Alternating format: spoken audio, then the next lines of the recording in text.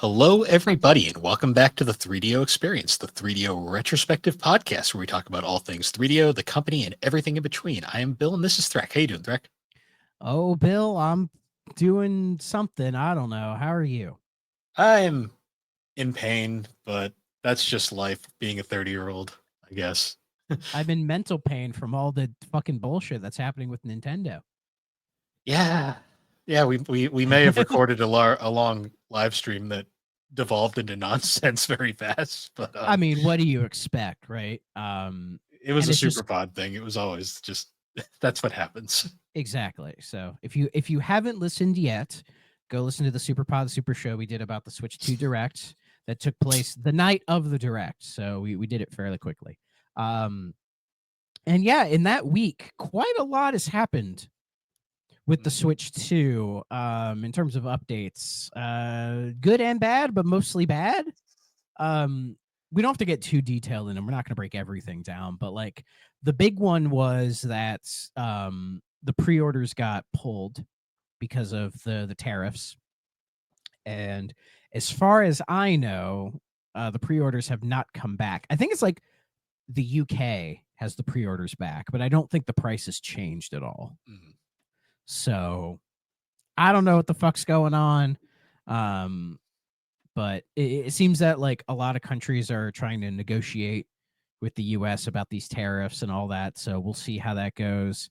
Of course, of course, Trump, I don't have to get too deep into this, but like he completely lied about the whole thing. Like when he had that big chart showing all the percentages, that's not the tariffs that country is charging us. It's how much stuff we import from them versus them from us. Like Vietnam doesn't have a 90% tariff on us. We just import 90% and they import 10% from us. That's our import export relationship kind of a thing. And then they put out that hilarious equation that's total bullshit, especially when like two parts of the denominator cancel each other out, which is hilarious. Like quick math for you. So 4, right? The number 4, what do you get when you times it by 25%? 100. Oh, wait, No. no. Why does everyone fucking say that? What's 25% of 4? Yeah, I failed math. It 1/4 is 25%. 1 over Yeah, 4. that's right. 1, right? So 4 times 25% is 1. So here, this is easier for you. When you times a number by 1, what do you get? The same number, isn't it? So it doesn't fucking matter. Yeah. So that bottom part is total bullshit. So I'm not going to get too deep into this. That's as far as I'll go. But basically, the whole thing is stupid and the whole thing is fucked. I could go deeper, but we're not going to go there. And so because of that, the Nintendo Switch 2 is affected. So of course, a lot of the gamer boys who normally wouldn't care or would care when like boobies are involved are actually starting to get mad about this stuff. Which hey, whatever actually gets them to give a shit is fine by me. I just think it's funny that some people who didn't care all of a sudden care because their treats are being affected. You know what I mean? Well, yeah, because they're not going to be able to get it day one and then complain that they bought it day one and there's nothing to play. Oh, there'll be stuff to play. True. I think there's like almost 20 games at launch or something like that. Like if I'm doing quick math in my head, I think like I think it was something like I saw an article. I think it was like 17 games, third-party games are day one, and then with first-party stuff, we have Mario Kart World, the Welcome Tour thing. Was there another first-party game day one? Yeah, I can't remember. I can't remember either, but I'll roughly like 19, 20 games at launch. So there'll be a bunch to play. But the real question is anybody going to be able to afford it? Because if they haven't brought the pre-orders back, everyone's assuming they're going to raise the price, and they probably are. The question is by how much, and how's that going to affect the sales? Like it will affect the sales, not at the start, because Nintendo consoles always sell really well at the start. Yeah. But the tail is the problem. Like when the Wii U first came out, it sold really well in its first like month or two. And then the PS4 and Xbox One came out and everyone went, I don't want to play with this anymore. It wasn't even that. it was just the sales died off Yeah. because the Wii U had a real big issue with drought, like Yeah. almost comparable to the N64. Because the N64 in its first, I think like in 96, it sold really well. And then in 97, the sales started to peter off a bit, and the first party stuff was just very slowly trickling out. And normally, when the third parties would pick up the slack, they weren't because they were on PlayStation. So Yeah. it was a whole mess. But I don't think the Switch 2 is going to be to that degree. I think it's just going to be a case of people maybe not willing to pay 500 plus bucks for just the console, and then seeing the prices of the games, with where things are economically. I think some people are going to wait Yeah. I mean, I don't until plan on getting it day one by any I means. don't I don't either, you know. I think if it was either if it was priced better or if I was in a better situation personally, maybe I dip day one, but I just don't really see the need. I'll probably get it later in the year. I'll probably get it this year, but I can hold off. Honestly, Not really that big a deal. the thing that would make me interested in getting one is like the Mario Odyssey sequel if that was announced. But as of right now, that's still. I'm assuming they're working on it, but we know nothing about it. Well, we have DK Bonanza, which I think is meant to be sort of the stopgap game. True. I wouldn't be surprised if that was being developed for Switch 1, and then at a certain point they moved it over to Switch 2. Because it feels like a game that would fit on Switch 1 as like that stopgap between 3D Mario titles. But honestly, it looks great. And if that's the 3D platformer we have for a couple years before the 3D Mario comes out, I'm fine. Genuinely, I'm Yeah. fine. They're probably, and it's the Odyssey team that made it. You can, if you hold up screenshots of Odyssey and Bonanza, you can see a lot of similarities in like the assets and the way the games are designed and look are similar. Yeah. So, but I wouldn't be surprised if that team is now working on the next proper 3D Mario. But it'll probably be a year, another. I think it'll be at least another year and a half till we even see it, and that's fine. Yeah. They'll need to rush it, especially if Bonanza is going to be so fucking good, and you have Prime 4, and who knows what they else have in the pipeline for it. I think we'll be okay. So, Yeah. I mean, who knows when the next 3D Zelda is going to be? Yeah. That's going to be that. We'll be lucky to see that this decade. Yeah. I mean, I still haven't played a ton of Tears of the Kingdom as it is, so. And I have no desire to. Maybe one of these days I'll put a couple hours into it and bounce off of it, but I don't know. I played about an hour into it, and I was like, "This is good," and then I got distracted, and then I never looked back. Yeah, like I just recently beat Assassin's Creed Origins, and that was about a 50+ hour experience. It was good. I ended up really liking it, but the grind at the end of the game got on my nerves a bit, and that makes me go, oh, when I get to Odyssey, the divisive Assassin's Creed Odyssey, we'll see how that hits. But it's like take that and then times it exponentially and add Minecraft shit into it, and that's Tears of the Kingdom. And I'm like, I don't really want to do that. I don't like Zelda enough to put up with that shit. Like, I don't want to say this because I feel like I'm dooming myself, but if like they did that with Mario, I would put up with it. I don't know if I would with Zelda. Yeah. But that's just me. But outside of that news stuff, a couple of other lighter news stuff. We'll stick with Nintendo real quickly, and that was it was like a Nintendo dev kit or something leaked online the other day, and it had quite a few interesting things in there. There was an unannounced game from Retro Studios. It was called Harmony, and it was like this game where you play as like a little fairy. And they said the build was around like 2017, but it got canceled because apparently the game sucked. What is with retro and these weird like builds of games that just end up getting canceled? They've had more games canceled than it released. Like Raven, I still remember the trailers for Raven Blade, and I'm like, you think about it, and you're like, that game could have either been great or a fucking flaming pile of shit. I would have loved to have played their football game. Oh yeah, they were making retro football. I remember that. And I would kill to play that fucking game because I'm like, how would that have like been? Like, what kind of football game would that have been? But apparently, according to like ex retro employees, that game sucked, and that's why it never saw the light of day. But there were two other things that caught my eye. One was Lego Civilization. So basically, take Sid Meier's Civ, and make it Lego blocks.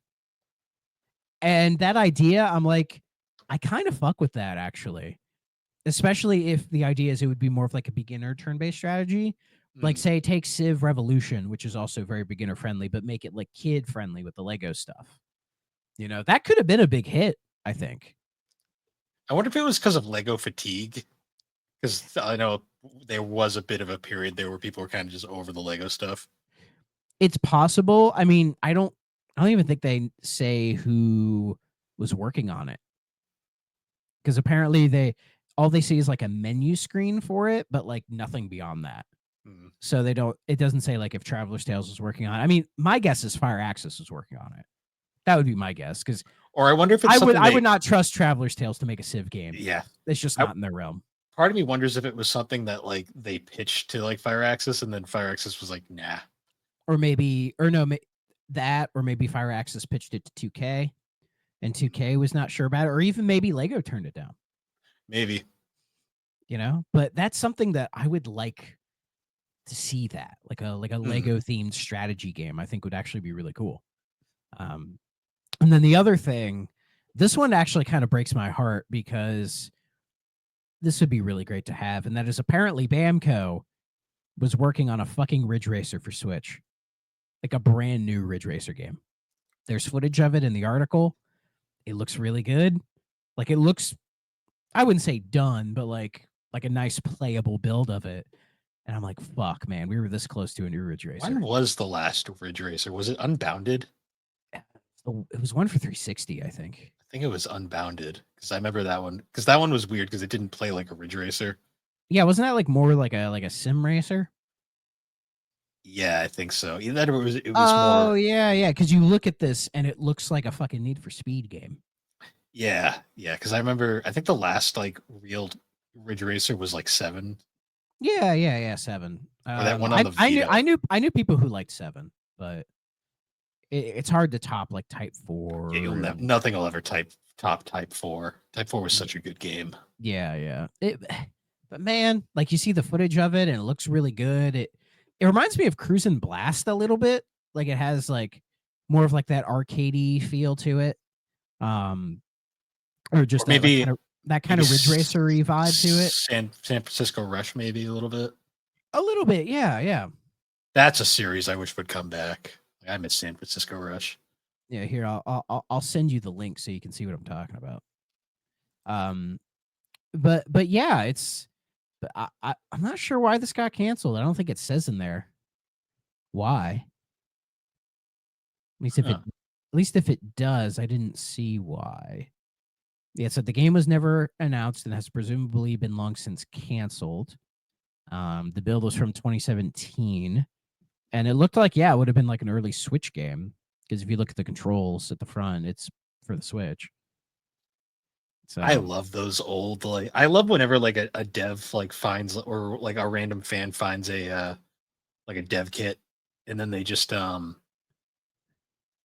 they look through it and they find all that weird shit, because it's like where that infamous like Sonic Extreme, not the Sonic Extreme everyone knows, the weird skateboarding game came from. Yeah. I remember hearing about that. Yeah, that was going to be what, like PS2, Xbox era, I think. It was on an Xbox dev kit, so it was the only confirmed thing was Xbox. I remember it was like you played as Sonic and you played as Shadow in a skate park, and it looked like shit. Oh yeah, it probably would have been shit. That's also where that famous South Park game, like the one that was like a hit and run clone, came from. Oh, Road Rage? No, not Road Rage. It was like a South Park. It was a South Park game it was on an original Xbox dev kit. Nothing's really known about it because it was never announced. There was a few cutscenes from it and some gameplay. It looked like a Simpsons hit and run clone. Oh, I've never heard of this. Yeah, Happy Console Gamer actually like knew the guy who found the dev kit, and he like showed it off on one of his videos, but Oh, I found the video. I'm looking at it right now. yeah, Holy shit. it looks interesting, but apparently it was very unfinished. So I mean, yeah. Like the environments aren't even like made. yeah, Yeah, I can tell this is very much trying to be Simpsons Hit and Run. And of course the question is if it would have been any good. The jury is out on that. yeah, we'll never know because it was unfinished. So Yeah. But we got those good South Park RPGs, so I'm okay. yeah, and Snow Day, whatever you want to call Snow Day. A bad game. Easy. A waste of time is more what I considered it. I mean, every game's a waste of time. Yeah, but at least I got something out of the other South Park games. Snow Day was just like, eh. like Yeah. I had no I idea was what like, to think. who asked for this? Matt and Trey were very interested in trying something different, and it Yeah, backfired. they want to do like a roguelike kind of a thing, which again I understand, but it's just like, you didn't have to do this. Yeah, But I just hope they don't decide to pivot back to an RPG because they feel like they have to, and then make some kind of like half-assed RPG. It's like, no. Only do it if you want to do it. yeah, Like, I'd rather Matt and Trey with South Park games just do what they want to do rather than like doing what they think they need to do.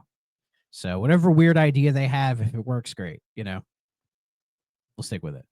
Let's see. I didn't see anything Sony this week, but there are two Microsoft ones. One bad and one good. So I'll start with the bad one, and that is apparently they're experimenting with their whole like AI generation thing and trying to have like, let's see, Microsoft has launched a version of Quake 2 powered entirely by generative AI, which has been received negatively by social media users. it could be great, and just having the word AI there immediately would make everyone dislike it. So, Like, I hate the whole idea they have with like, oh, AI could be used to like make older games playable or this other kind of like. I do not like this idea. I think it's really gross in terms of like, cutting the labor force and like trying to the idea of like, oh, game development could just be done through machine learning. And it's like, that's not what game development is. And even if you're talking about porting or emulating old games, it definitely takes more work than just a fucking AI just churning it out. Like you need to do more than that. I mean, you and I have lived through the history of emulators from being like absolute dog shit to now they're like near perfect. yeah, So, and that's all been like humans figuring it out. So, I don't like this, but I have a bad feeling they're going to try to steamroll through it anyways. Um, I mean, I think AI could be effective in game development in certain aspects. as like an assisting tool, yeah, not as like the sole. Yeah, exactly. Yeah. The whole thing. Like if you wanted to use AI to help in like generating worlds in like like a random generation type of way or that kind of stuff. Sure. I'm sure there's ways to do it, but just that I do not like that at all. I think it's nasty work because then they could be like, "Oh, we could like port Skyrim in this." And I'm like, "No. Don't you dare." It's Though like whenever you get one of those it fan would be games. funny to play AI Skyrim. I think that would be entertaining, but for all the Yeah. wrong reasons. It's like whenever you get one of those fan games where it has like the AI voices in it, and I just go, ugh. Yeah. And we're going to hear more AI voicing as we go on with game development, which I'm not looking forward to at all. Yeah. But we'll end on a good thing, and that is Bethesda's long-expected Elder Scrolls Oblivion remake could be released at any moment. So, I guess it was Grubb. Good old Jeff Grubb was talking about it, and I guess he's been told it could shadow drop any moment this month, or it could just shadow drop very soon. And this is like that Oblivion remake thing that was leaked in the Microsoft court case they had with who's the court case? Was it the FCC? I think it was like the European FCC or something. Okay, yeah, but it was one of them when they went to court about the Activision stuff, and then this kind of leaked out in the court documents. And then everyone was like, "Oh, this sounds like really fucking cool, right?" Because a while ago I messed around with Oblivion, and I'm like, "This is a really good game, but it's also really difficult to play by modern standards. Like It's aged. I enjoyed it for the few hours, but I was like, I just my brain cannot go It's like back going there back because to go ahead. Morrowind and being like, "Ooh, this game has aged." I tried playing Morrowind and I had the exact same thought. I'm like, oh, brother, Well, my favorite is I can't do this. Like, I'm sorry, I'm gonna disagree with Quest on this. These games aged. It's not a we aged. These games fucking aged. Okay. I look at my favorite is I see people who go like Oblivion doesn't need to be remade, it still looks great, and I'm like, have you played it in like a few years? Like it does not look great anymore. It doesn't look as bad as you'd think, but Hmm. it definitely. I mean, I remember I played it when it was still kind of contemporary and liked it at the time, but I didn't love it. And then going back to it, I'm just like, there's stuff here that's like really cool, you know, Hmm. but a remake would be nice. It would help. And the They're remake is being done by Virtuous, who are oh also not doing that MGS3 remake at the moment. So they're the new Blue Point because God knows whatever the fuck Blue Point does anymore. some lives. Oh, weren't they? I think they were doing a God of War live service game that got canceled. Probably, yeah. I think no, I think so because I think it was like a couple months ago. Like they were canceling like live service games, and I think that was one of them.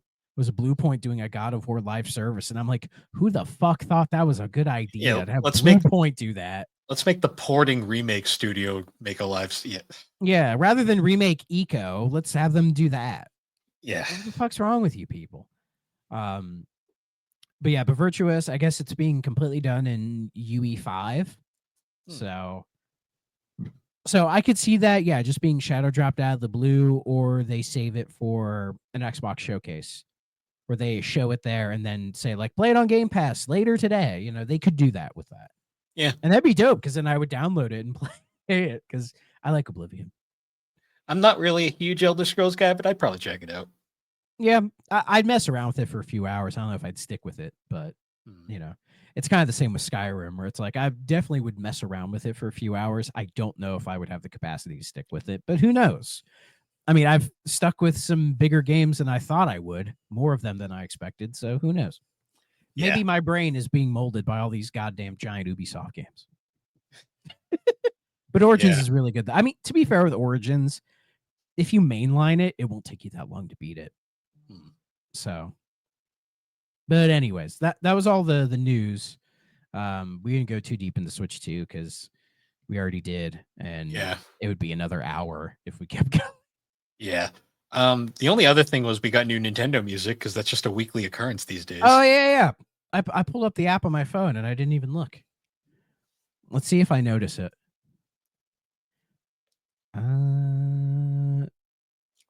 Oh, you're fucking kidding me. We technically got 2. Oh, did we? I didn't even look. I saw what it was and then. So we got. Is it Luigi's Mansion? Luigi's Mansion was the big one. Okay, because I saw the 3DS version first. Oh. Was the soundtrack different on 3DS? I don't remember. Know. I don't remember because I played like the 3DS remake for like an hour and just went, I want to play it on GameCube. Because looking at because if you hit the 3DS one, it just takes you to the GameCube mansion. It's like, then why have the two? Why have them separated? And then it says showing tracks from Luigi's Mansion for 3DS, and I'm like, I don't know. That's weird. I mean, it's great that it's here. I love Luigi's Mansion, and I do love that soundtrack. Yeah. Huh.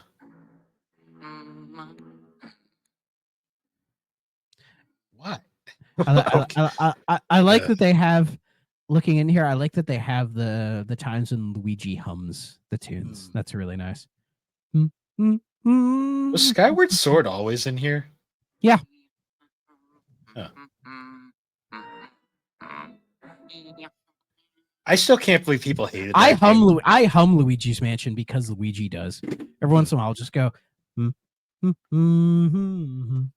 I still can't believe people hated that game when it first came out. Because people are idiots and don't know what they fucking want. Yeah, Because people are stupid. I don't get it. Like people being like, "Oh, Luigi's such like a coward." It's like that's always been his personality. I say he's a coward and he's scared the whole time, but he's trudging through because he has to. which is why Super Paper Mario is such a weird fucking game because he's like Yeah. courageous. He is like so That's out of character. Mr. L.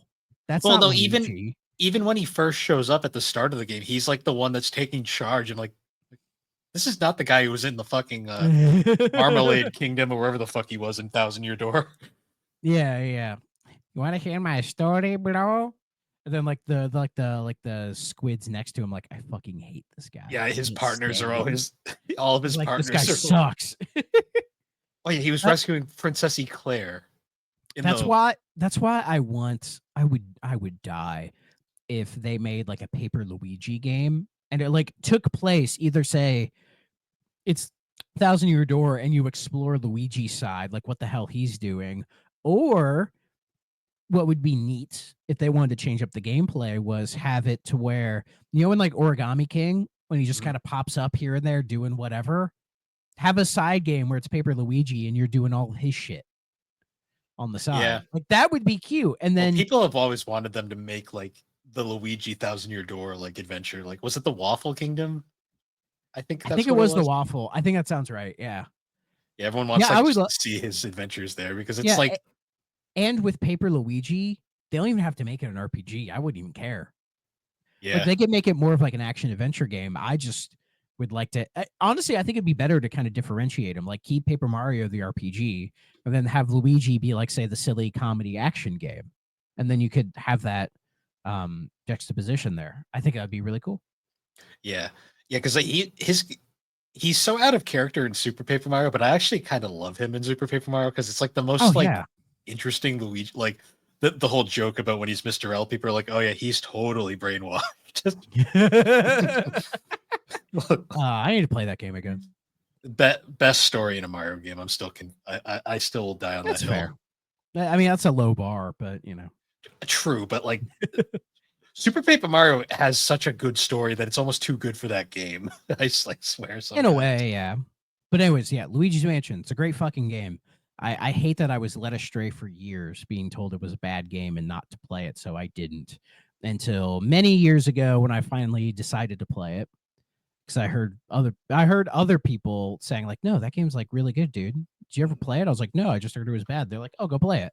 And so played it, beat it, and I was like, yeah, this game's great. What the fuck? The only I was legitimate lied to. Yeah, Stutter and Craig lied to me. well, yeah, of course. But I mean, he lies about a lot of things, but he lied to me about Luigi's Mansion. the only legitimate criticism Luigi's Mansion I think deserves is that it's too short. But like other than that, it's like a good game. I think Bowser being the final boss sucks. Yeah, the Bowser robot. It doesn't need to be. Yeah, like you don't need to do that. You could just stick it with King Boo and be fine. I still have my whole pitch for like a big Luigi's Mansion game where Waluigi and King Boo are working together to like they kidnap like Princess Daisy and then to say like King and Queen Daisy or whatever the fuck, and then Luigi has to like take all of the ghosts out of like their kingdom to like resecure it and get back to them. And like you could have it be like kind of a big open worldy kind of adventure with Luigi's Mansion going through this big kingdom, sucking all the ghosts out and stopping Waluigi and King Boo or whatever. Like if you want to do it to have Luigi's Mansion kind of separate itself from the Mario series, have it to like Luigi rescuing Daisy from Waluigi and King Boo. Like you don't need Mario, Peach, or any of the Toads. You just have those characters occupy that world, and it would feel separate, and then you can kind of experiment with it a little bit more. Luigi's Mansion 4, though they're working on Luigi's Mansion 4. Do you think we hear about that this year or not? Probably not. Okay. Yeah, we will. We are getting it. 1,000%. Like they bought the fucking studio, so they keep making them. Yeah. So not this year, next year. Yeah, I'd say let the Switch 2 come out, let it get settled, and then they'll start announcing new interesting stuff. And Luigi's Mansion 4 is 1,000% a game I'm going to buy and play on it.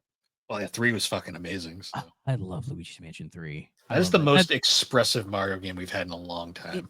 It is a top 5 Switch game for me. Top 5. It's a shame maybe even top 3.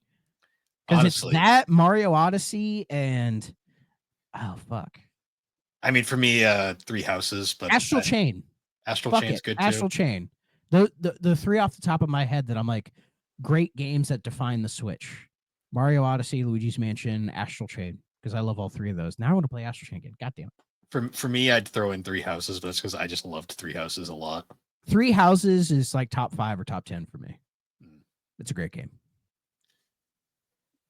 But yeah. So other than that, we probably should get into our game topic for Well, this speaking episode. of great strategy games,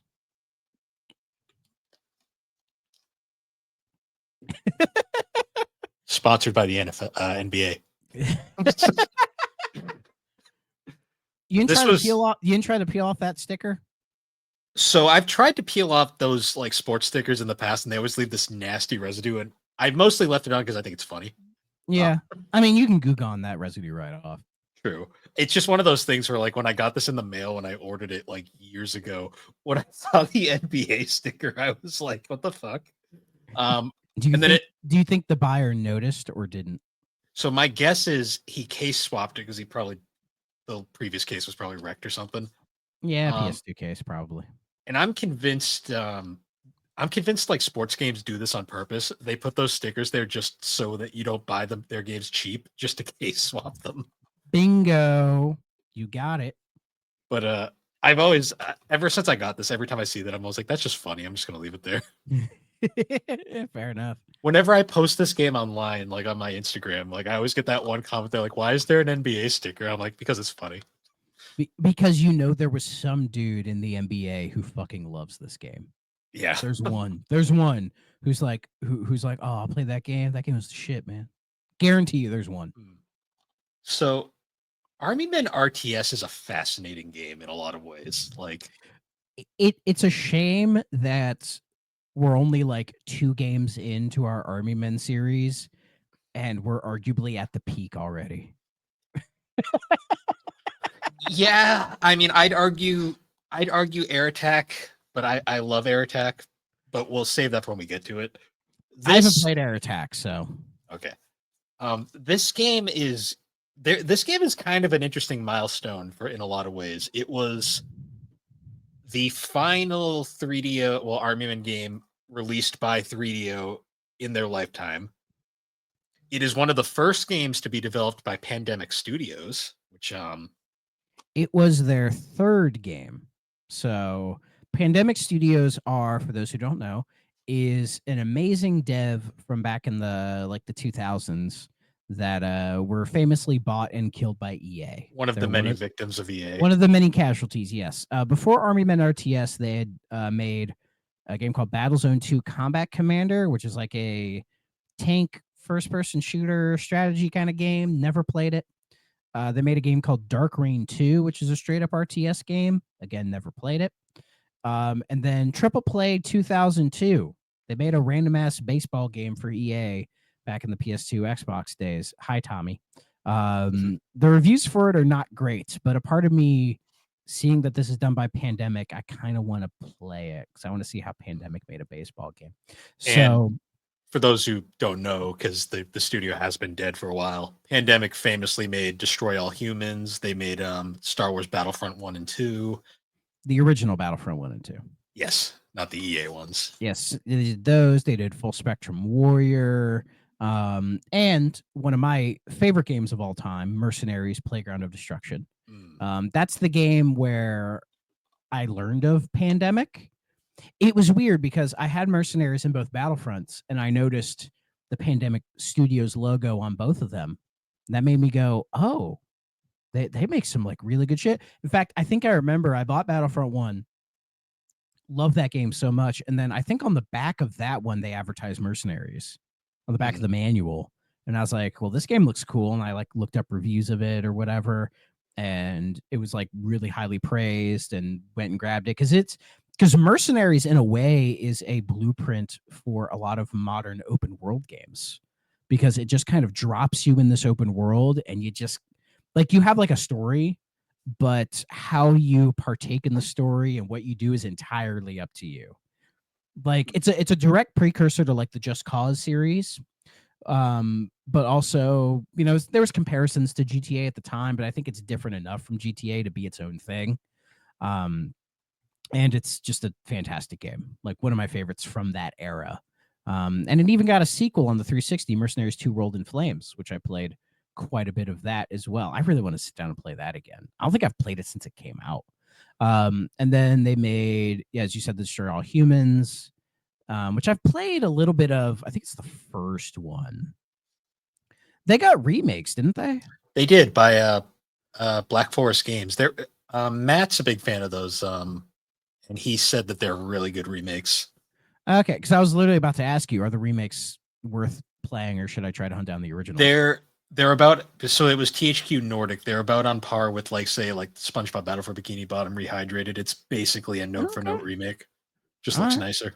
Well, then I'll hunt down the first one because I would really like to actually sit down and play these games properly. Yeah. So, oh yeah, Black Forest. They're doing that game based on TMNT: The Last Ronin, which that'll be interesting to see. And then Pandemic, they also made Lord of the Rings Conquest, which was their attempt at taking Battlefront but making it Lord of the Rings. And it's a fun little game. It's not as fun to replay as Battlefront, because I think they were trying to make it its own thing, but in making it its own thing, it doesn't work as well. But it's like a good idea, but it's not a bad game. I just think it could have been some a little bit more, I think. And then the last game they made is a game called The Saboteur, which shout out to my IRL buddy Adam. He fucking loves The Saboteur, and that's like literally one of his top 5 games of all time. And he got me to play it a couple years ago, and I really didn't like it. It's one of those things that I think it's just because like he played it when it was new. I played it a couple years ago, so there's that discrepancy.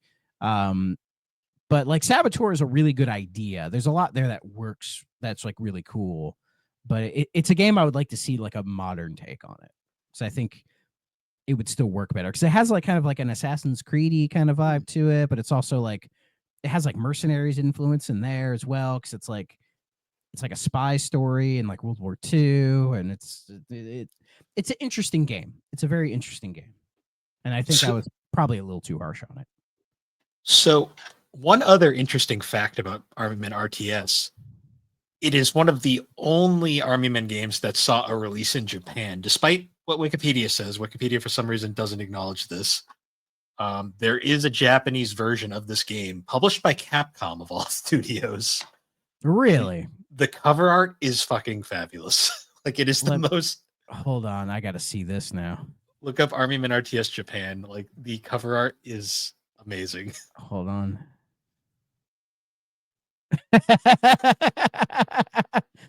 Dude, that looks sick as fuck. Like, for some reason, Wikipedia doesn't mention that it came out in Japan, but it did. It exists. You can buy it on eBay. It must have been like a really limited release or something like that. I was reading on the Army Men wiki. Apparently, the game has a bit of a following in Japan. So, I mean, I think Japan likes strategy games. Yeah, so... it's weird that like the Army Men series never made it over there, but then this one just for some reason did. Of all the games, right? But I mean, hey, Japan got one of the better games in the series. I know I just went on and on about Pandemic because I really like Pandemic and I miss them greatly. Because also they were going to do a third Mercenaries game, Merc Sync, but we won't go there. Anyways, yeah, Army Men RTS. I've had like kind of on and off things with this game. Like I've played this game off and on for like, goddamn, almost 20 years. Because back in my GameCube collecting days, I grabbed a copy of this for the GameCube and messed around with it and liked it. I've never been like the biggest strategy guy in the world. Like I've played some Civilization, I've played some Age of Empires. I played Star Wars Empire at War, which is a really good game. But my experience with like real-time strategy or just strategy in general is very, very small because I like the idea of them, but the whole like managing the resources at your base and then conquering other bases, and it's all real time. It gets me very stressed. and Yeah. I develop anxiety playing these games, and I don't like it. I was So never a that's why I huge tend not to play them. Yeah, like I've never been a big real-time strategy guy. I've always preferred like turn-based strategy or like tactics kind of games. Yeah, because at least with like a Civilization, yeah, as you said, it's turn based, and also there are many different ways to play Civilization, so you can sort of kind of get whatever you want out of it, which I Mm. think is what makes it so popular and beloved. But one of the things that I've always liked about this game and why I've gone back to it a handful of times over the years is that it's a very beginner friendly RTS It game. is. It was apparently designed it was designed specifically for the PS2 and GameCube. Probably the GameCube port was actually interesting. It was released like 2 years later. Yeah, and that's the version I played, and it's works very well. It wasn't done by Pandemic though. No, it was ported by a separate company. Coyote Developments. Never heard of them. They don't have a Wikipedia page either. Let's see. Let's see what they have on their Moby Games. Oh, they got a really cute logo on Moby Games. Let's see. They did Zoo Cube, Die Hard Vendetta, Oh, I Ninja. My guess is they're doing like ports for this shit. So I'm like, they did not make I Ninja. they're probably a porting Argonaut. house. Yeah, I think the reports. Yeah, because Argonaut made I Ninja. Still waiting for that remaster. Argonaut, damn it. Answer my fucking emails anyway. Hey, they're back. They are back. Like you could actually email them. That's what I said. I've been emailing them. Say, do I Ninja, you fucks? Yeah. And I haven't heard anything. I mean, I keep getting restraining orders in the mail, but I don't know what that's about. They're just like, who is Thrak? It's always funny when I get. It's always funny when I get mail here and it says Thrak on it. Yeah. My parents are like, "What the fuck? Why does it say that?" And then it's no big deal. They just say, "Oh, that's his online name." Like, yeah. Though more and more of you guys are learning my real name. Yeah. I won't say it on here though. Anyways, but yeah, Coyote looks like they just do a bunch of, as you said, a bunch of port work. But they stopped in like 2009, I think. So they don't exist anymore. Oh, they made that a European exclusive Home Alone game on PS2. Woo. You remember that game? No. I've played that game. It's a game, all right. Or at least I think it is. I don't know. I think I was on drugs. Another interesting thing about the GameCube version 2 is because it was released after the 3DO was out of business. Global Star actually published that one, so it's an interesting variant where you get the 3DO branding, but they just slap the Global Star logo on it because they're like, "Oh, we want credit for this." It's like, "Oh, okay, pal." Yeah. Plot-wise, interestingly enough, this game takes place right after not Sarge's Hero, right after Portal Runner. So it is part of the Sarge's Heroes universe. Which I've still have yet to play Portal Runner. I'm looking forward to covering that game because it is something, but we'll save that for another time. That's what I hear. That's what I hear. But yeah, this game, it's weird. They say its plot is inspired by Apocalypse Now. I didn't really get that, but to be fair, I only played like the first 6 or 7 stages of it, so I didn't get super deep. But I think I played enough to like, get a feel for the game nowadays. Did you get to that part in the game where like the narrator just randomly goes, "And whatever you do not press the J button"? That's in the tutorial. Okay. Oh yeah. What you've just done can never be taken back. Yeah. And I honestly, again, I have no idea if it actually plays into the game or not. No idea. I never bothered to push J during the missions because I honestly forgot about it. I think it was just a joke, honestly. Okay. I just remember because I played this on PS2, but then I also messed around with the PC version, which is conveniently on Steam for like $5, so that's not a bad deal at all. Oh yeah, that's how I played this, was on Steam, and it's a strategy game, so playing it on PC, it feels better. I also love too how the case like specifically is like custom built, perfect for the PS2, and I'm just like, it uses like the same style as any console RTS. Is that really what it says? Yeah. What does it say here? Easy to learn custom interface with intuitive controls and comprehensive tutorial. Well, I will give the game credit for that. Like it's very easy to figure out. Hmm. Um, It's and, when and I you can think, tell, even playing on PC, it was made for console. Like oh yeah, absolutely. Um, because strategy games were mostly known as like a PC thing, and being like a PC game, they can be more complex with like different actions and all the stuff you can do with them. But yeah, this game is very much made for a controller. mm, In fact, it reminds me a little bit of another. I don't know if this ever got a PC port, but it's the game Goblin Commander, mm, which is another RTS game from this era that was on consoles. And playing that game, that is also meant for the console user. Though that game, I think, it's a little bit more. There's a little bit more intuitiveness and more challenge with it because it feels like it's trying to take a PC one and cram it into a console so that it's easier to figure out. Whereas this game is absolutely made for the consoles like going up. So like playing it on PC is like almost a disadvantage in a way with how it controls on there, but I mean it plays perfectly fine. when Though I I did think have like some issue with the controls. when I think like console RTS style games, this is kind of like the middle ground between like say like Pikmin, which is like baby's first RTS, Yeah. and then like Halo Wars, which is like a good Yeah. console RTS, but it's definitely more of a advanced RTS.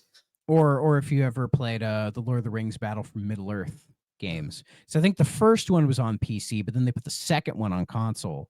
And the second one on 360, I played that a lot and I fucking loved that game. I've been meaning to hunt that one down again.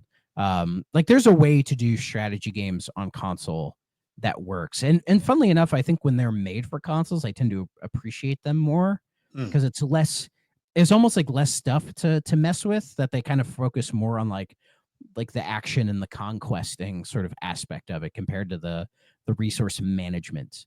Because this game, at least with the campaign that I played, it would say like one mission would be just get to the end of the map, and you would just kind of like strategy, like just point and click your way through it and take out enemies, explore it a little bit, and then the next mission would be like, oh, you have your base, so like work on setting up your base and then try to conquer the other base, kind of a thing.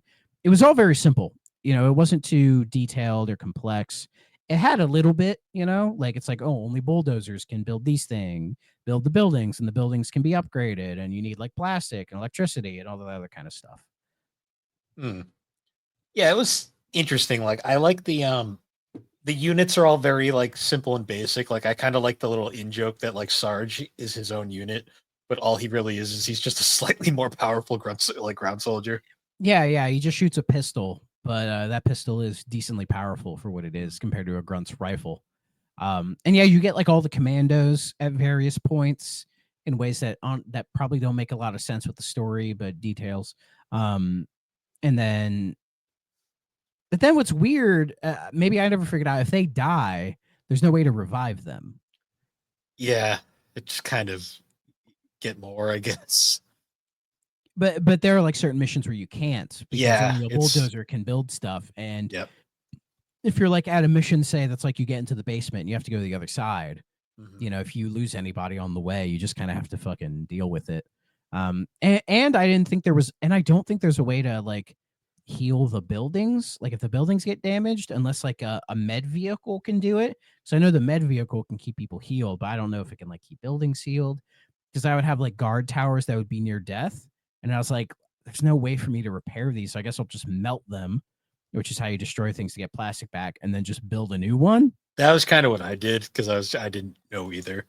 Yeah, Um, like that feels a little something that could have been ironed out as well. yeah. I do love the fact though that it does keep the charm of Army Men. One of the reasons why people do like these games is like the little jokes, like how like you could build a base out of a soda can. Like anyone into Fizzo? Um, like just Yeah, goofy stuff like that. or like when they're like when they were like, Sarge, the enemy have found a renewable energy source, and it's just like one of those like garden lamps that's like solar Yep. powered. Yep. Like that was a cute little touch. Or they're There's like, a or they're like, meet me. The extraction point's going to be the baseball. yeah. I'm pretty sure it was removed from the PC version, but there is like a point in the game where thhere they're in the house and they find a PS2 and they're like, "Would you look at that?" Amazing. And it just cuts over to a PS2, like a fat PS2. That's cool. I didn't get that far. I got stuck in the basement. It was the mission where you have to take out the 3 AA guns, and I was trying to like manage keeping the base alive and then trying to go out and take them, and I just lost everybody. And I got mad and turned it off. Yeah. Because it's really, because I know they'll have like, they do the squad thing where you can separate in the squads, but like there's, I just found it really difficult constantly going, because you can hotkey back to the HQ, but then you can't hotkey back. So it's like you can hop there and take care of it, but then like to hop back, is a little annoying. And it's just, maybe it was just how the PC controls are set up, but it wasn't super easy to keep various parts of the map like kind of figured out. So that's like the first time I struggled, really. Because other than that, you can kind of brute force your way through most of it and kind of be just fine. Even the tutorials say like, they're like, you can be strategic or you can do what most people do and just brute force it. It reminded me of the Fort Condor missions in Final Fantasy VII, where like you can strategically do these, or you can just force your way through, which is how I did it on one of the few times I actually tried to do all of those.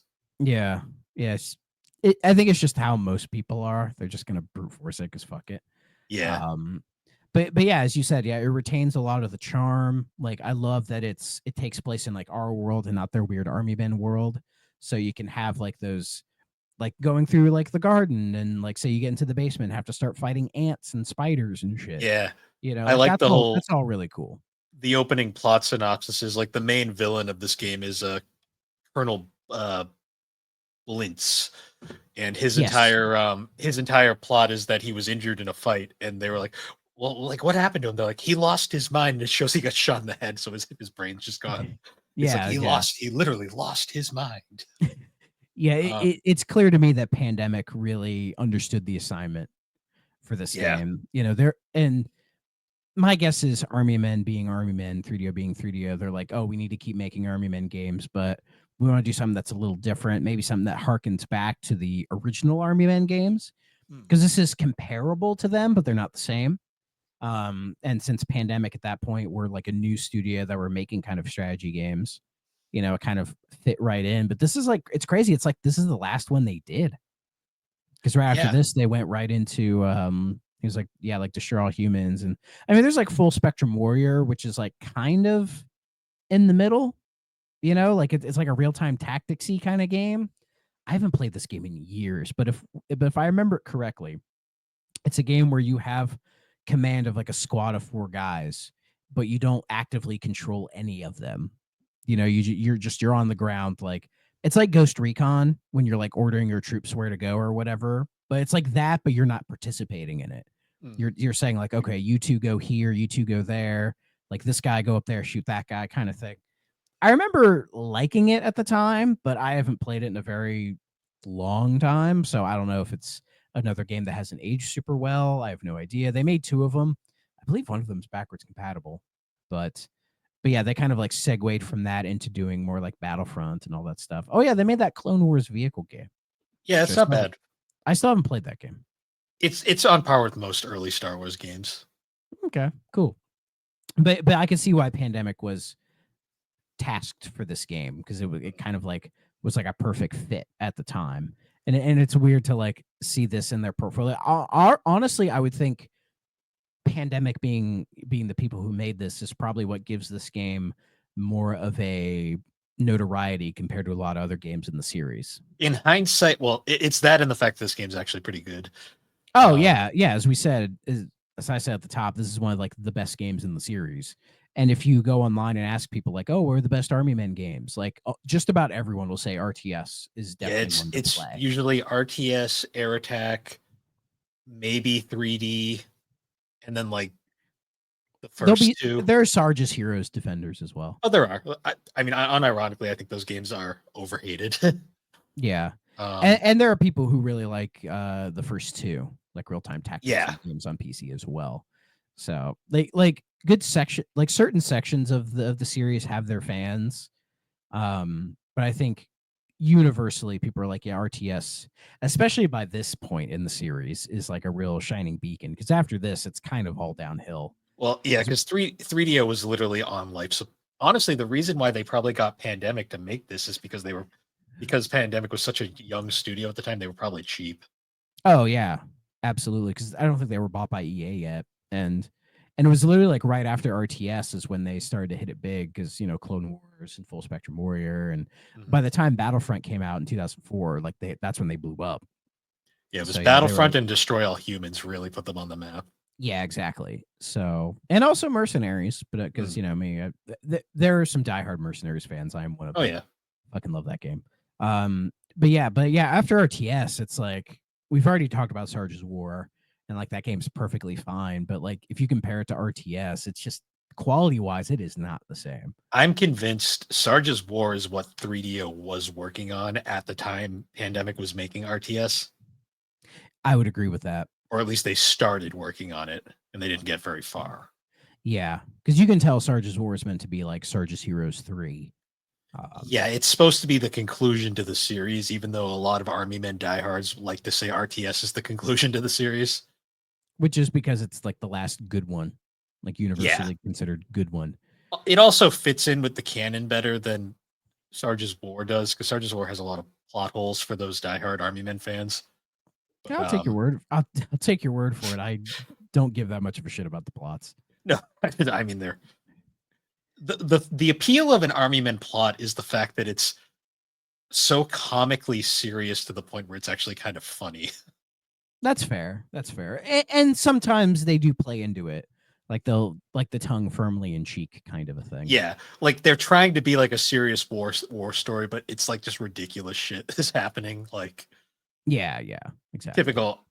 They try to be serious, but they also play into the fact that these are plastic toys. Yeah, which I think is the way to go about it. Hmm. I will say though, I do love this cover art.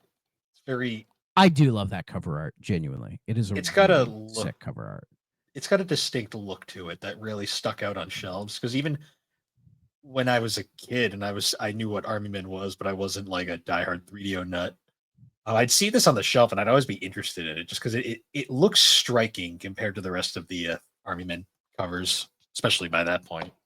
Yeah, it does kind of stick out from the pack, and that's part of the reason why I grabbed it at the time. I was familiar with the Army Men series, but I saw like RTS and the strategy thing, and I was intrigued by it, which is why I grabbed it at the time. And yeah, it's a game that shockingly holds up. Like it's not a perfect game by any means, but I think for what it's trying to do, I think it does it really, really well. Yeah, like I'd honestly say if you're a person who's not super into RTSs and you're curious about the genre, this is a great place to start because it's Yeah. so easy to get into. It's not that deep and it's good in all honesty.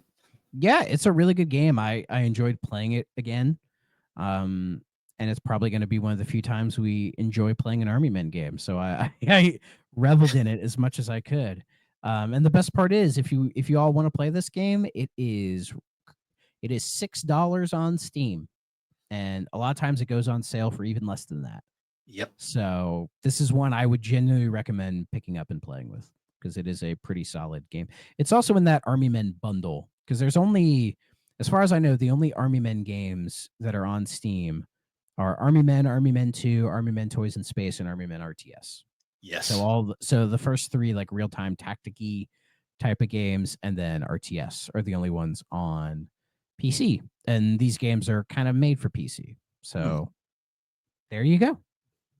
So before we get into must play, okay, stay away, I did want to go over reception for this game in particular because it's very fascinating to me. It is very in the middle, which for an Army Men game, this is probably the best rated Army Men game in years. Well, you can't even say Arguably of all of them. yeah, because I think the only ones that were really rated higher were maybe like Air Attack, and like the first couple, but I'm gonna see if I can find it. I'll let you know. You keep going. but so the game on Metacritic has the PS2 version has a 68, the PC version 67, and then GameCube is 65. Um, very, I mean, for the game and for the time, because let's face it, the Army Men the Army Men brand was pretty tainted by this point. Like Yeah, they killed it really they hard. released 12 games in like 2 years. So Yeah, um, a strategy only Guitar Hero can match. and even that still died a miserable, sad death. Oh yeah, but I think people are more reminiscent of Guitar Hero than Army Men. Yeah. Like All Game gave it 3 out of 5 stars, EGM 6.5, Game Informer 6, Game Pro 3.5 stars, Game Revolution B minus. GameSpot was pretty nice to it. They gave it a 7.8. GameSpy, I remember GameSpy when they did reviews, gave it a GameSpy. They have the servers, right? Like online mhm. servers. Yeah, I remember those. They gave it a 72. Game Zone, I don't even remember this site, was very nice. They gave it an 8.5. IGN is the funny one because IGN clearly was like RTS games shouldn't be on console because they gave the PC version a 7.7 and gave the PS2 version a 5. Like, Doesn't make okay, any sense. okay, That doesn't IGN. make that literally doesn't make any sense. I mean, IGN rarely made sense back in the day. So Let's see. Can I find their article? Let's see.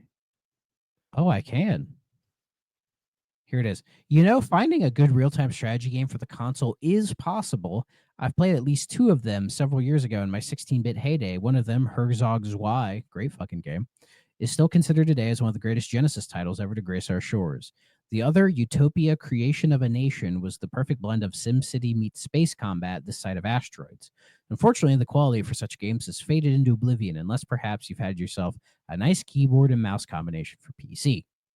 And they talk about like StarCraft and Warcraft and Command and Conquer, all that good stuff. Blah, blah, blah, blah. It's a decently long review, so I won't go the whole mile. I just find it weird. This game was very much designed on console, and yet they claim it's better on PC. And I was like, it's like, sure, IGN, whatever you say. One thing that I do find very funny though is all 3 of the so the game obviously came out PlayStation, GameCube, PC. All 3 like respective magazines gave it a review. Nintendo Power gave it a 3.8. Out of 5 or 10? Out of 5. Okay. PlayStation official US PlayStation magazine gave it 4 out of 5 stars, and then PC Gamer gave it a 57%. That I could believe because on PC you had so many other options. Oh yeah, yeah, and again, this game wasn't really made for like PC strategy diehards. this was supposed to be people like on console who wanted to mess around with the idea of a strategy game. Yeah, this was supposed to be like your first RTS. Yeah, and I think it does a really good job at that, for sure. Yeah, it's playable. It's easy to understand. Like it's perfect for a beginner. And for Metacritic, RTS 68. Air Attack 1 is a 77, and Air Attack 2 is a 75. And they're Sounds the about only right. and they're the only games that are above RTS. The Air Attack it's the only games, 2 ones in green. There's a reason why the user scores are pretty high as well. There's a reason why I keep saying Air Attack is my favorite because I've never played Air Attack, so when we do Air Attack, maybe I'll be pleasantly surprised because I have no idea. I mean, it's been a while since I've played them, but I mean, last time I did, which was probably like 2 years ago, I still had fun. So yeah, they'll be interesting to play because, as I said, I've never played them. I'm actually surprised. So I have no idea what to expect. I'm actually surprised Air Attack 2 has this high rating because a lot of the sequels did not get as well received as like the originals. But hey, I don't know what to tell you. Yeah, I have to replay Air Attack 2 at some point. Yeah. That being said, must play. Okay, stay away. I'm gonna say this is a must play. Oh, this is an absolute must play. Especially in the Army Men series, this is one of the very few must plays that it has. And currently I would sit this like at the top of the list. I mean, we've only played 2 games of the series for the show, so this is obviously number 1. Yeah, I mean, the only other one we played is arguably one of the worst, depending on who you ask. I don't think it's that bad, but Sarge's War was fine, but this tops it easy. Yeah, easy tops it. Now you have to think about it. By far, it's just a overall pleasant game that has held up remarkably well, and it was one of the earliest games from a very well-known popular developer. A developer that, as you can tell, I still have quite a fondness for. For my talking about them a lot. They're one of the developers where, because I think sometimes I think it's a bit over exaggerated. EA killing studios. It Pandemic is one of the few that like people still are visibly angry about. Because they had only been around for like a short time. And in that short time, they had made some really good games and were like establishing themselves as like a formidable series, as a formidable dev. But yeah, they just kind of like they weren't as prolific as say like Visceral Games or like Danger Close or something like that. But I think they could have nested themselves in EA and done just fine, especially with how EA is today. Oh yeah, Like imagine Pandemic and like Respawn being like the two big first party like single player studios for them. Like I think Pandemic would have been able to keep going on and do some really good shit. But like even like when you think about EA, like even like Maxis wasn't safe. yeah, which is Which crazy. even though Maxis is still around, that's not the original Maxis. That's the second studio that EA made just to make Sims games. Yeah, but it's crazy to think like, yeah, like Visceral Games that did like all the Dead Spaces and Dante's Inferno and Army of Two and NASCAR Rumble. NASCAR Rumble and like those amazing Lord of the Rings games on like GameCube PS2 and like Visceral was like one of their best studios by fucking far, and they just died because of Battlefield Hardline. They did make that. They did because That was everyone. that's the last game they made. Yeah, because I always forget like because they made Dead Space 3, which It's wasn't fine. It's not that wasn't bad, but not as good as 1 or 2. no. Yeah, I forgot about Hardline. Yeah, and they made like some of the Army of Two games, and those games are remember Army of Two?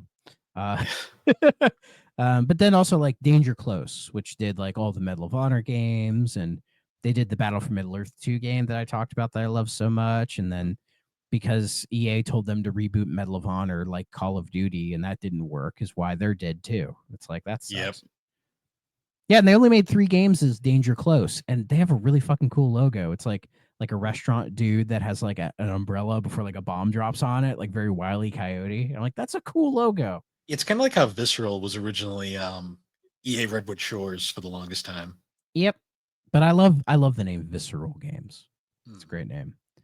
But yeah, just EA just killed everybody, and now what studios do they even have? They have BioWare, Criterion, Dice, EA Gothenburg, the Mobile, Montreal, Northwest. They own GameFly. Is Black Box still a thing, or did Black Box get No, shut Black down? Box has been dead. Yeah. Okay, Apparently, Maxis does still exist. so it's not the original Maxis studio. They had made a second studio like called the Sims Studio, which was specifically to make Sims games. Yeah, it's not Maxis with 2 X's. Hmm. And they've since rebranded it as just Maxis as the original one and got rid of they got rid of the Emeryville studio and it's just the Redwood Shores studio now. Yeah, whatever, I guess. Oh yeah, Uh, also they had Origin and Bullfrog. They killed both of those. Yep, killed those. Let's see. Yeah, they have a Motive Studio, which they did the Dead Space remake, which was really good. Um, oh yeah, they did Star Wars Squadrons, which I've heard is really good. I I remember I think it was like a year or two ago. It came out that like they were gonna do the Dead Space 2 remake, but that got canceled because the Dead Space 1 remake didn't sell really well. And then EA was like, "Oh, we weren't actually even considering a Dead Space 2 remake." And it's like that's not a good thing to say. It's like the fans want Dead Space 2 because they like 2 more than 1. But I don't think we're gonna get a Dead Space 2 remake, which is a shame. Because Dead Space 1 remake is really fucking It good. it was. Really fucking good. But yeah, Black Box, they died in 2015 and they assisted Visceral on Battlefield Hardline. Did that bomb that bad? It wasn't good. That's all No, I but really like, remember. what the fuck? But they did. Oh yeah, the last Need for Speed they did was The Run. Yeah, and the series hasn't really been the same since. But that was the last one. People didn't like The Run though, did they? No. See, when I think black box, I always think like Underground or Most Wanted or like the classic games. Shift or Shit. Carbon. Yeah. And then they said, "Hey, Burnout Studio, you make Need for Speed." Was the first one they did the Hot Pursuit remake, or like Well, them so like it's not even really a remake of Hot Pursuit. It's just like a it's just a different new the, game with the Hot Pursuit name. because they've I been hear that one's reusing. really good. Yeah, the Criterion ones aren't bad. It's just I'd rather them make a new Burnout. But I think all of us would. And it's a shame that like EA's like, oh, we're gonna give Criterion a break for making Need for Speed. Everyone's like, oh, great. What are they gonna do? They're gonna work on Battlefield. Like, I mean, they did make a first-person shooter once, but that's besides the point. yeah, 2042. Everyone loved that one. They did make Black though, and Black is a good, cool game. Yeah, Black's great, but that was fucking 2006, man. Those Yeah, people are not there anymore. I can true. tell you that. Um, I'm trying to see. Yeah, the PopCap. I forgot they owned. Remember PopCap games? Yeah, a little bit. That's it. Play Nation and yeah, Respawn. Respawn's kind of like the one holding them up right now. Yeah, honestly. Yeah, because like EA Sports isn't really doing it. I mean, Codemaster still exists, but Well, Codemasters they bought because they made good games, and then they've kind of like started the all of Codemasters. now they make bad games. Yeah, it's like weird how that happened. Yeah. Oh, they do the F1 games. That's right. Yeah, and it's Are funny are they because any good? they were until EA bought them. Son of a the, bitch. the decline started the second EA Son purchased of a them. bitch, dude. It's Jesus funny how Christ. that lines up. That is that kind of hurts my soul a little bit. Yeah, But yeah, but as I said before, yeah, Respawn's been really the big one for them. They haven't ruined them yet. I say yet. yeah, But they're busy right now. They're doing that like Star Wars strategy. They're doing like Star Wars XCOM, the third game in the Jedi series, and then just it says untitled game by Steve Fukuda. So, cool. which is the guy who wrote Titanfall. So whatever that means, it's probably not Titanfall 3 because we don't deserve that. I guess I don't fucking know. I would love Yeah, Titanfall 3, but it's never gonna happen. Titanfall 2 was so good, but apparently it didn't Ah, sell that well. I love Titanfall 2 so much. But yeah, that's a rare game I would go back and play on a harder difficulty. Be like, yeah, let's fucking do it. One of these days I'll do it. But I'll just play Need for Speed Hot Pursuit and be mad. yeah. But But anyways, yeah, Army Men RTS. It's a really good game, and I recommend if you have even the slightest interest in RTSs, this is definitely a game worth your time. And even if you're not a big RTS person, I think this is a game that can kind of ease you into it hmm, and be able to appreciate it from a more simple a more simple kind of design. yeah. But anyways, next week, as far as I know, I believe we will be having Matt Storm join us for Primal Rage. So I hope so. I believe they put it on their schedule, so it should be good to go. I'm looking forward to covering that one. It's a game, but I haven't played it yet. I've I've messed been around. waiting for the right time to play it. Yeah, I've messed around with a few versions of it, so I'm looking forward to it. Oh yeah, I'm excited to play this one. But yeah, look forward to that next week, guys. And anyways, once again, thank you for joining us on the 3DO experience. Note, as of today's episode, Thrak actually had joined us over on sister show Geek Addicts to talk Star Trek that came out earlier today. So be sure to check that one out. We'll probably be doing more Star Trek as well. Yeah, At least I hope so. I'd like to talk more Trek, more like detailed stuff. that's the plan. Hopefully, in the future, it's just scheduling is going to be the main thing with that. And then Matt will make me play Fable 2. Yeah, I mean, I actually do want to play Fable 2 at some point. I want to play Fable 2 as well. So yeah, we can make that a 3DO with Matt. Yeah, we could. Yeah. But yeah, anyways, guys, once again, thanks for joining us on 3DO. You can find 3DO on all the major podcasting platforms. And be sure to check us out over on the Superpod Network, superpodnetwork.com. Awesome site with all sorts of different shows, videos, blogs. I think we're still in the middle of doing our PS1 blogs, so be sure to check those out. I think Mo just put out one today on Final Fantasy VII, so be sure to check that out. And also check out Danny's a new show that she's working on, the Superpod Codex. I think she just put out her second episode on that. I think it was one of Tony's blogs. Yes, and she's working on one of yours. Oh, neat. Look forward to which one she picked. But I'm assuming she asked you. I said she could use any of them, so I'll be surprised. There you go. But yeah, anyways, guys, once again, thanks for joining us, and we'll see you all later. Bye-bye.